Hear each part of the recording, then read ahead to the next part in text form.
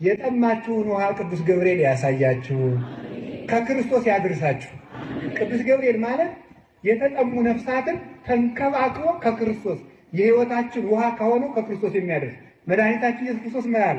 ዮሐንስ ወንጌል ምዕራፍ 7 ላይ ዝጸማ ይምጻ ሀቤ ወይስተይ በከመ ይቤ መጽሐፍ አፍላገ ማየ ሕይወት ይውህዝም ከርሱ። የተጠማ ቢኖር ወደ እኔ ይምጣ እንዲሁም ይጠጣ፣ የሕይወት ውሃ ከሆዱ ይፍለቅ።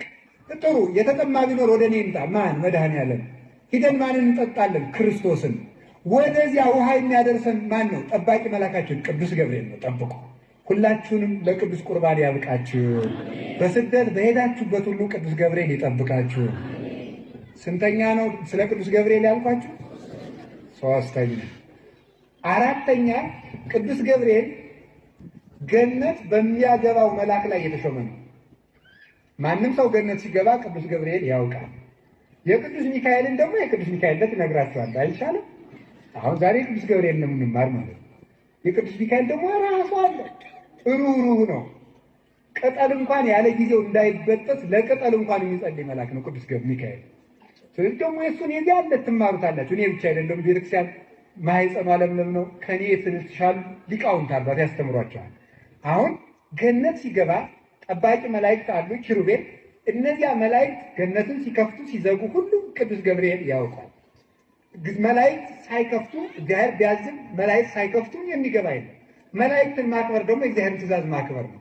ልክ የአንድን ንጉሥ ጠባቂ መድፈር ንጉሱን መድፈር እንደሆነ፣ ወይም የንጉሱን ሰራዊት መድፈር ንጉሱን መድፈር እንደሆነ፣ ወይም የንጉሱን አጥር መድፈር ንጉሱን መድፈር እንደሆነ፣ መላእክትን መድፈር እግዚአብሔርን መድፈር ነው። ስለዚህ መላእክት ገነትን ይጠብቃሉ። ገነት የሚጠብቀውን መልአክም የሚያዘው የሚያሰማራው ሊቀ መላእክት ቅዱስ ገብርኤል ነው። ማን ይለናል? ታላቁ ሄኖክ በመጽሐፋችን ላይ ያለው ማለት ነው። ይሄን ሄኖክን ደግሞ ሌሎቹ መጽሐፉን ባይቀበሉትም የሄኖክ የአዳም 7ኛ ትውልድ እንደሆነ መጽሐፉ የተጠቀሰለት በአዲስ ኪዳን ሐዋርያው ይሁዳ ጠቅሶ ያስተማረለት ታላቅ አባት ነው።